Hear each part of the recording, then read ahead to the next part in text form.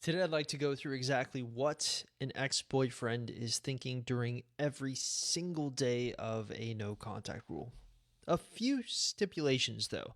I want to use the most common version of no contact to go through this exercise, the 30-day rule. And after spending the better part of a day outlining, I think the best way to tackle this complex discussion is by looking at the days in phases, specifically these 6 phases: the separation elation phase, the wonder/annoyance phase, the anger phase, the dyadic phase, the realization phase, and the acceptance phase. Now, if you're an avid reader of my website, you'll notice that this discussion actually bears a striking resemblance to the discussion I had on the psychology of a dumper during the no contact rule.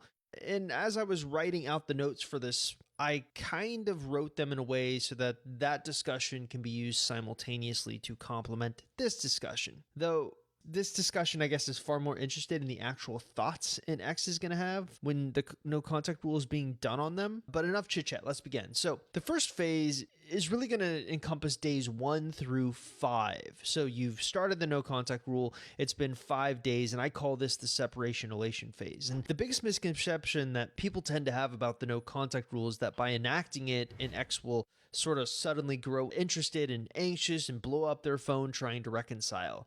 And sure, we've seen that happen before. I mean, come on, we've all seen stories online like that. In fact, there's stuff that goes around like this in our private Facebook group all day. Just a couple of months ago, there was a woman who said, well, before I could finish day 2 of 45 of no contact, he calls me 13 times and another 3 on Snapchat, and so on and so forth. But believe it or not, our research has actually shown that this is actually the exception to the rule. In fact, most exes don't even contact you at all during a no contact rule, and that's okay.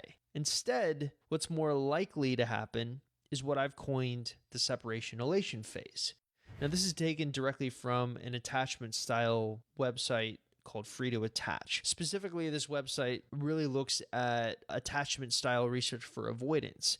And pulling a quote from there, they talk about this concept of a separation elation. So after a relationship ends, people with an avoidant attachment style tend not to show much anxiety or distress, often feeling an initial sense of relief at the relinquishing of obligations and the sense that they are regaining their self-identity and not tending to initially miss their partner. This is separation elation as the pressure to connect is gone. So in the early stages of no contact, specifically in the first 5 days, what you'll probably see isn't an ex who's deeply saddened, but rather an ex who's kind of overjoyed at their newfound freedom.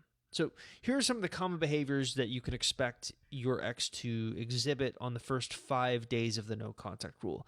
Snarky social media posts bragging about how great they're doing, jealousy ploys, hearing through mutual friends that they seem to be extremely happy without you. And then we get to kind of the next phase, which is going to take place during days 6 through 10. And I call this the wonder/annoyance phase.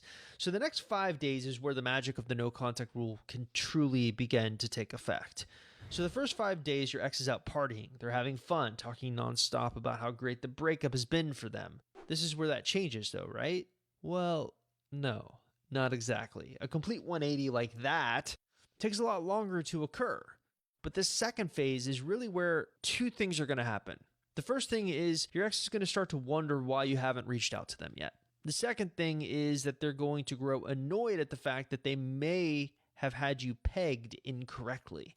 So the wonder thing is pretty easy to digest. 1 minute you are clearly trying to reconcile before the no contact rule, then you use a no contact rule and fall off the face of the earth. It's natural to wonder why your ex had this sudden change of heart. And that's what gets the wheels turning. It's sort of this inception idea. Your absence, your seemingly being okay with that absence, plants an idea in their head. Why? Why is she or he suddenly okay with us being apart? It causes them to rethink their assumptions about you. This annoys them. They may have had you pegged wrong. And at the heart of every breakup is this childish notion of there being a winner and a loser.